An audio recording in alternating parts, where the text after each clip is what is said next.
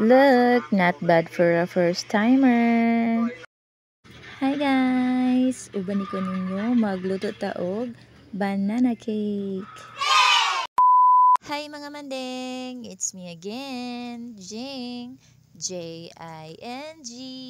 For today's video mga mandeng, ubani ko ninyo magluto day taog banana cake. Kay lagi bugnaw mang panahon, maghimo tag masima-sima.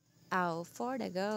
So, una sa tanan ato ding andamo ning mga gisalagol sa ato ang banana cake no. O pasensya na dai ni ako ang mga gipang sudlan diri no. Kay wala man goy mixing bowl ang girl. Sige lang manifesting pohon ay char. Bitaw ay na lang gud sige kuan diha mga manding kay first time biya na ako nagahimo-himo ani ha. Bitaw pero dalang tinuod bitaw na siya mga manding way atik. Anyways, akong una din gibuhat diri mga manding no is akong gidugmok or gismash ang bananas. So, nay nakasuggest nga mas maayo daw if mas overripe pa jud ani nga banana pero kay no choice man so laban ra gihapon ni mga manding.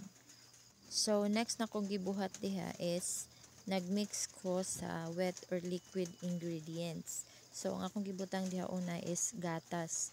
So, kana nga gatas is pwede ra gid magbutang mo og evap milk.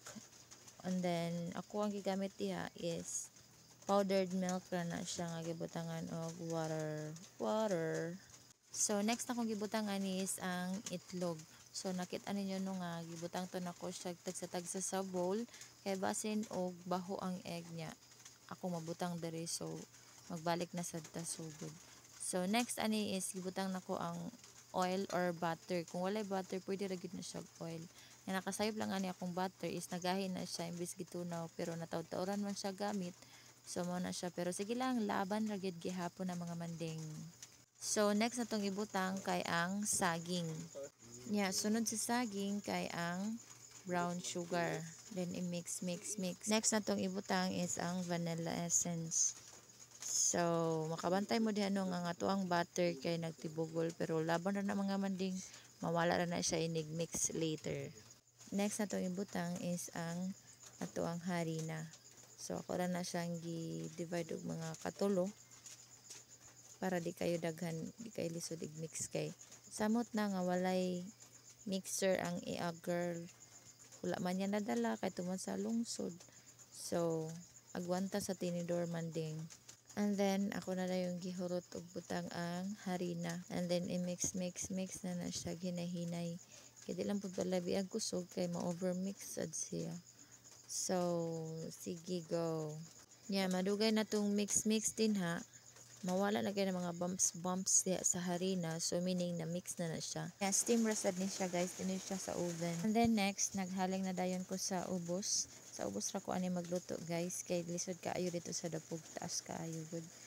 Dako ang kaldero. So, mas better kung ari dari sa ubos. Sige, naghaling na dayon ang girl dihang dapita.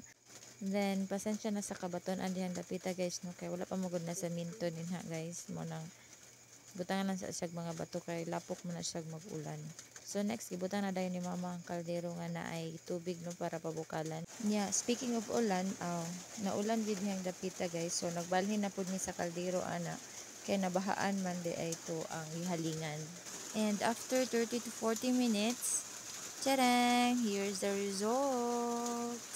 Look, not bad for a first timer.